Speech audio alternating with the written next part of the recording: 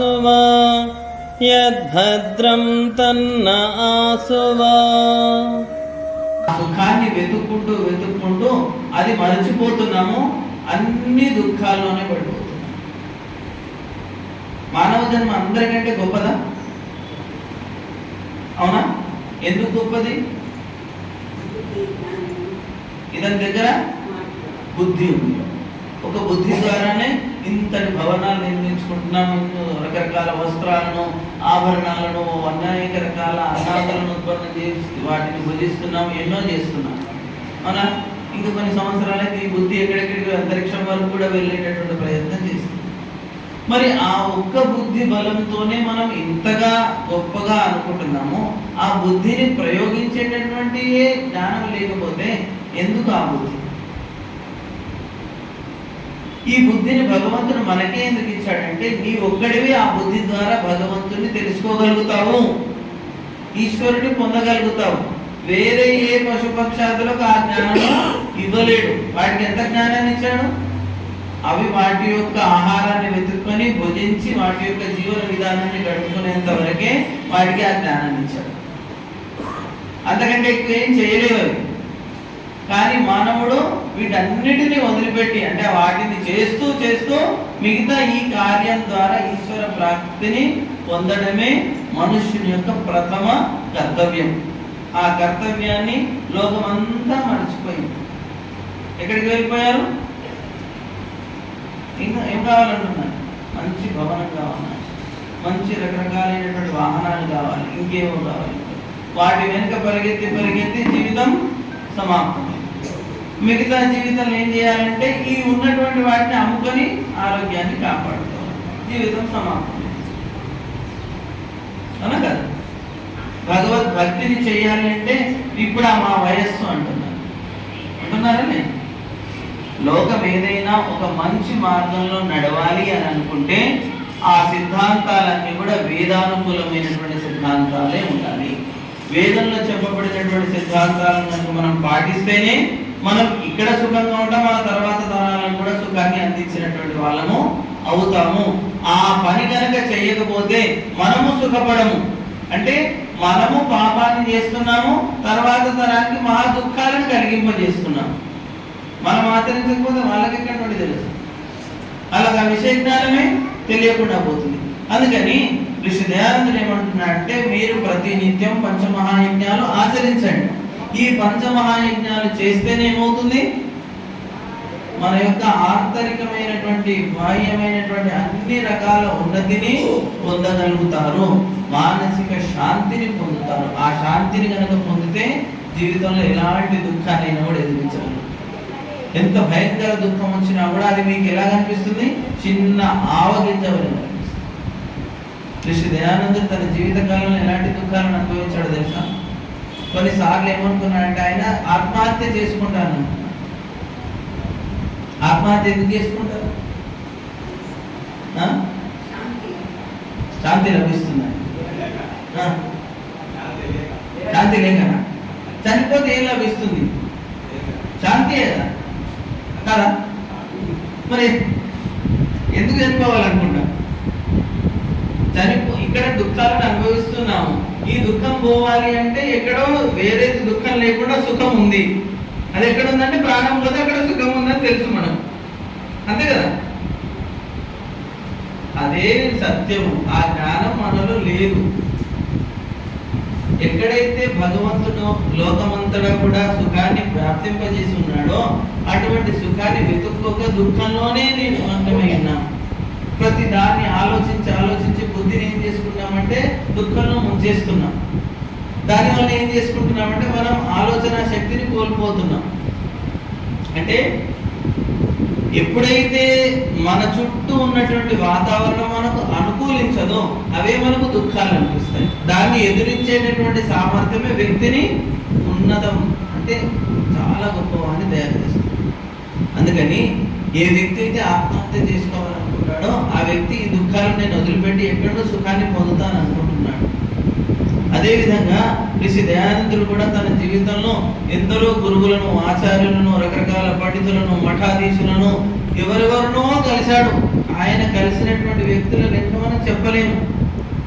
అంతమందిని కలిసినా కూడా ఆయనకు పూర్తి తృప్తి అనేది కలగలేదు. ఏమైంది మరి? వెతుకుతూనే ఉన్నాడు, ఎక్కడెక్కడో వెళ్తున్నాడు. ఏది కాశ్మీర్, అది మన హిమాచల్ ప్రదేశ్ ఆ ప్రాంతంలో, ఉత్తరాఖండ్ ప్రాంతంలో ఎప్పుడైతే మంచు కురుస్తుందో ఆ మంచులో ఆయన నడుస్తూ ఒక చెప్పులు ఈ కాలంలో మనం వేసుకున్నట్టుగా వారు వేసుకునేవారు కాదు. బట్టి కాళ్ళతో ఆ యొక్క పర్వతాలపై నడవడం చేత ఆ మంచు అనేది శరీరానికి తగిలి అవి పగిలిపోయి సీసం మొక్కలు వెలిగించుకునేది. రక్తం అంతా కూడా కారుతూ ఆ మంచు అంతా కూడా ఎర్రగా మారిపోయింది. అలా అయినా కూడా శరీరానికి అన్ని బాధలు కలిగినా కూడా ఆయన లక్ష్యం ఏంటిది? అక్కడ నేను నిజమైన, ఇప్పుడే చెప్పారు, నిజమైన శివుణ్ణి గురు బిరుదానందుడు ఆయన దగ్గర చదువుకున్నటువంటి విద్యార్థులు అనేక మంది ఉన్నారు. ఒకరు కాదు, ఇద్దరు కాదు. వారందరూ కూడా ఆయన దగ్గర ఉన్న వ్యాకరణ శాస్త్రాన్ని మొత్తం అధ్యయనం చేశారు. ఎవరి దగ్గర? గురు బిరుదానందుడి దగ్గర. ఆయన చనిపోయినప్పుడు ఋషి దయానందుడు ఏమంటాడంటే, వ్యాకరణ సూర్యుడు అస్తమించాడు అంటాడు. అంటే సూర్యుడు ఏ విధంగా అయితే సంపూర్ణమైన ఈ భూమిని తన చుట్టూ ఉన్నటువంటి గ్రహ నక్షత్రాలన్నింటినీ కూడా ప్రకాశంతో వెదజల్లుతూ అన్నింటినీ కూడా జాగ్రత్తగా చేస్తుందో, అదే విధంగా ఈ వ్యాకరణం అనేటటువంటి జ్ఞానంతో నిండినటువంటి వ్యక్తి ఆ సమయంలో ఎవరు అంటే కేవలము అంతటి జ్ఞానయుక్తుడైనటువంటి ఆయన ఈరోజు అస్తమించాడు అనే పదాన్ని ఆయన ప్రయోగిస్తాడు. అటువంటి మహా పురుషుని యొక్క శిష్యరికంలో ఈయన విద్యను 3 సంవత్సరాల్లోనే పూర్తి చేసుకొని కేవలం ఒకే సంకల్పంతో బయటకు వస్తాడు. బిరుదానందుడు కూడా చూడండి, అనేక మంది శిష్యులు ఉన్నప్పటికీ కూడా యోగ్యుడైనటువంటి ఒక శిష్యున్నే వెతుక్కున్నాడు. మిగతా వారికి ఎవ్వరికి కూడా ఈ విషయాన్ని చెప్పలేడు. ఆయన ఏమో చెప్పలేడు? భగవద్ భక్తి ఉపాసన పద్ధతులు లోకంలో మారిపోయాయి. వేద సిద్ధాంతాన్ని పక్కకు పెట్టి నానా రకాల వ్యక్తులు రచించినటువంటి పుస్తకాలు ముందుకు వచ్చేసాయి. అంటే 4 వేదాలు, ఋగ్వేదము, యజుర్వేదము, సామవేదము, అథర్వవేదం, దానికి సంబంధించిన ఉపవేదాలు, బ్రాహ్మణ గ్రంథాలు, ఆరణ్య గ్రంథాలు, ఇవి పక్కకు పోయాయి. మిగతా రకరకాల పుస్తకాలు ముందుకు పెట్టి ఇవన్నీ వేదమే అని చెప్పడం ప్రారంభించారు. అటువంటి సిద్ధాంతాన్ని మీరు చాలా జాగ్రత్తగా మనస్సులో పెట్టుకొని వేద ప్రచారం చేసే సంకల్పం నీవే చేయగలుగుతావు. మిగతా వారిలో ఆ సామర్థ్యము లేదు అని చెప్తారు. ఒకటి నిజమైన భగవంతుని యొక్క ఉపాసన, రెండవది వేద ప్రచారము, మూడవది ఏంటి? లోకంలో ఉన్నటువంటి సంపూర్ణ అంధవిశ్వాసం అంటే మూఢనమ్మకాలన్నింటినీ కూడా ముందుగా తొలగించండి.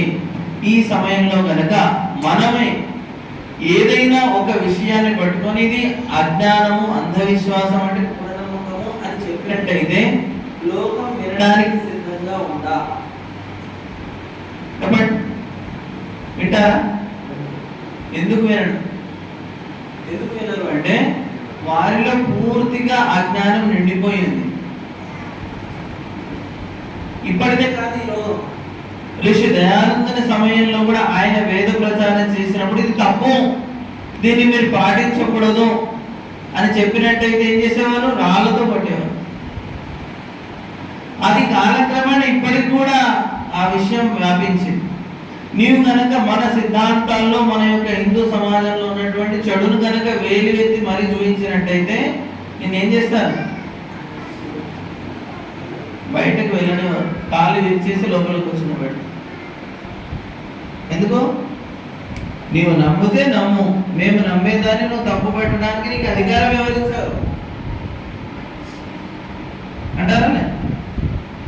అది జరుగుతుంది లోకంలో. ఏది తప్పో దాన్ని తప్పుగా మనం చెప్పడం చేత లోకము స్వీకరించడం లేదు. ఎక్కడి నుండి మారిపోయాయి? ఆహారం అలవాట్ల ద్వారా ఈ మానసిక బుద్ధి కూడా మారిపోయింది. ఒకప్పుడు శాస్త్రార్థాలు జరిగేటివి. శాస్త్రార్థం యొక్క చర్చలో ఎవరైతే తన యొక్క సిద్ధాంతాన్ని గెలిపిస్తారో ఆ వ్యక్తి సిద్ధాంతాన్ని ఓడిపోయిన వ్యక్తి స్వీకరించాలి. అవునా? మేమిద్దరం శాస్త్రార్థం చేసుకున్నాం, నేను ఓడిపోయాను అంటే ఆయన సిద్ధాంతాన్ని నేను స్వీకరించాలి. ఇప్పుడు జరుగుతుందా? ఒకటి నమ్మడానికి సిద్ధంగా ఉన్నాం, రెండవది దాన్ని ప్రస్తావించడానికి, అంటే ఇది సత్యమా అసత్యమా అనేటువంటిది నిరూపించడానికి సమాధానం లేదు మన దగ్గర. వేద సిద్ధాంతాన్ని నమ్ముతున్నాం, కానీ ఒక వ్యక్తి దానిపైన కుతర్కం చేశాడు, ఇది వాస్తవమా కాదా అని. దాన్ని మనం నిరూపించలేం. అప్పుడు ఏమంటున్నారు? అసత్యమే చాలా గొప్ప. లోకంలో అందరూ మంచి వాళ్ళు, అందరూ కాదు కదా. ఎంతమంది దొంగలు ఉన్నారు? దొంగలంటే పూర్వకాలం వల్లే రాత్రికి వచ్చే ఇంటి తాళాలు పగలగొట్టి ఇంట్లోకి వచ్చేవాళ్ళు కాదు, నిర్భయంగా బయటనే ఉన్నారు ఇప్పుడు ఈ లోకంలో. సాధారణంగా బయటకు వెళ్ళి కానీ కూరగాయలు కొంటుంటే అక్కడ దొంగతనం చేస్తున్నారు వాళ్ళు. ఏంటివి? ఆ కూరగాయలు అమ్మే వాళ్ళు వాళ్ళ యొక్క తక్కడి సరిగా లేదు. కిలో కొనుక్కుంటే ఒక 100 గ్రాములు తక్కువే ఉంటాయి, దొంగతనం అయిపోయింది. రెండవది, ఇంకేదైనా కిరాణా కొట్టుకెళ్ళాం, అక్కడ ఉన్నటువంటి వస్తువులు మంచివి అని చెప్తున్నారు, దాంట్లో మంచివి కాదు, పుచ్చిపోయి ఇంకేదో. అక్కడ కూడా దాని యొక్క వెయిట్ సరిగ్గా. వస్త్రాల దగ్గరికి వెళ్ళినా అటువంటి పరిస్థితి. మీరు ఎక్కడ మిమ్మల్ని మీరు కాపాడుకున్నారు? అంటే అజ్ఞానం అనేటువంటిది ఆవరించినప్పుడు వ్యక్తి ఏం చేస్తారంటే అన్ని అనర్థాలని కొని తెచ్చుకుంటాడు. ఎంత కొని తెచ్చుకుంటాడు? ఇక ఆయనకు జ్ఞానం అనేటటువంటిది ఇవ్వడం చేత దానికి స్థానమే ఉండదు ఆ బుద్ధి. ఎందుకని నిండిపోయింది అజ్ఞానంతో? ఎంత నిండిందంటే దాంట్లో మనం కొంత జ్ఞానాన్ని ఇచ్చినా కూడా దానికి స్థానము లేకుండా ఉంది. మన జ్ఞానం పైన వెళ్ళిపోతుంది, ఎందుకంటే లోపలంతా కూడా అజ్ఞానం. అందుకని ముందుగా మనలో ఉన్నటువంటి అజ్ఞానాన్ని తొలగించుకోవాలి. అది తొలగిస్తేనే మంచి విషయాలు మనలో ప్రవేశిస్తాయి. అలా శాస్త్రార్థ సమయం నుండి వచ్చినటువంటి పరంపర ఈ కాలంలో ఎదుటి వ్యక్తికి ఒక చిన్న విషయం చెప్పిన దాన్ని వినడానికి సిద్ధంగా లేనటువంటి స్థితికి దిగజారిపోయాయి. ఒక విషయాన్ని వేదం ఇది చెప్తుంది అని చెప్పినప్పుడు చెప్తే చెప్పనివ్వండి, నేను ఆచరించేది మాత్రం ఇదే అని కరాఖండిగా చెప్పిస్తాను. నేను తినేది విషమే అయినప్పటికీ తిననివ్వండి, నేను చేస్తాను, నీకేం బాధ? Door number 201. ప్రతి మాటకి ఇలాంటి సమాధానాలే లోకంలో వస్తున్నాయి.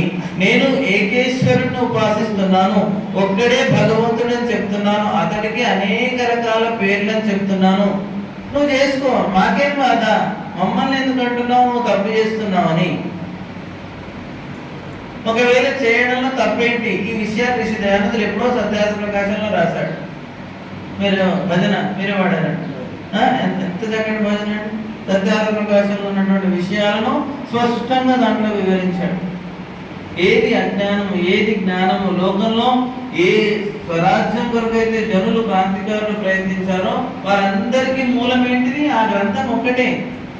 అందరికీ ఋషి దయానందుడు వెళ్ళి మాటి మాటికి ఉపదేశం చేయలేడు. ఆ కాలంలో ఆయన లేకుండే, అంతకుముందు కాలంలోనే ఆయన సమాప్తం అయిపోయాడు. తర్వాత కూడా ఇంకా ఆయన సిద్ధాంతాలు వ్యాపించాయంటే ఆ ఒక్క గ్రంథం ద్వారానే. మరి అటువంటి గ్రంథంలో ఉన్నటువంటి సమస్త విషయాలు ఆయన లోకం ద్వారా మాట్లాడుతున్న విధానాన్ని ఆయన స్వీకరించాడు. ప్రతి దానికి ప్రశ్న వేస్తాడు, ప్రశ్న వేసి సమాధానం కూడా అతనే చెప్తాడు. అక్కడ ప్రశ్నలు వేసే వ్యక్తులు ఎదురు వ్యక్తులు కాదు, ప్రశ్న వేసే వ్యక్తి ఎవరు? ఋషి దయానందుడే. దానికి సమాధానం చెప్పే వ్యక్తి ఋషి దయానందుడే. గురువు యొక్క గొప్ప లక్షణం ప్రశ్నోత్తరాల విధి. ఆ ప్రశ్న సమాధానాల ద్వారా మనందరికీ విషయ జ్ఞానాన్ని సరళంగా అర్థమయ్యే విధంగా ఆయన ప్రయత్నం చేశాడు. ఒకవేళ నువ్వు ఆచరించేది తప్పైతే ఇలాంటి నష్టాలు, మంచి జరిగితే నీకు మంచి ఎలాగో జరుగుతుంది. అలా మొత్తం 14 సముల్లాసాల్లో మాటి మాటికి ఆయన గుర్తు చేస్తాడు, నేను ఎవరిని తిట్టడం లేదు, ఎవరిని విమర్శించడం లేదు. ఏం చేస్తున్నాను? మన వ్యక్తులలో ఉన్నటువంటి ఆచరణ దోషాలు ఏవైతున్నాయో వాటిని గుర్తు చేస్తున్నాను. నేను చెప్పిందే పాటించండి అని ఎన్నడూ కూడా నేను చెప్పడం లేదంటాడు ఆయన. ఏమంటాడు ఇంకా? మీకు నచ్చినటువంటి విషయాలను మీరు పాటించండి, కానీ ఒక్క విషయాన్ని గుర్తుంచుకోండి, మీరు సుఖాన్ని, సంతోషాన్ని, ఆనందాన్ని పొందాలి అనుకుంటే వేద సిద్ధాంతాన్ని, వేదంలో చెప్పిన విషయాలను ఆచరించండి. లేదు మాకు సుఖం అవసరం లేదు, మేము దుఃఖమే కావాలి, అనేక బాధల్లోనే మునిగిపోతాము, నానా రకాల కష్టాలు పడుతూ ఉంటామంటే మీకు అన్నీ తెలిసి కూడా దాంట్లోనే మునిగిపోతాం. మీ ఇష్టం. భగవంతుడే మనకు స్వేచ్ఛనిచ్చాడు. నేనెవరినండి మిమ్మల్ని బంధించడానికి అంటాడు.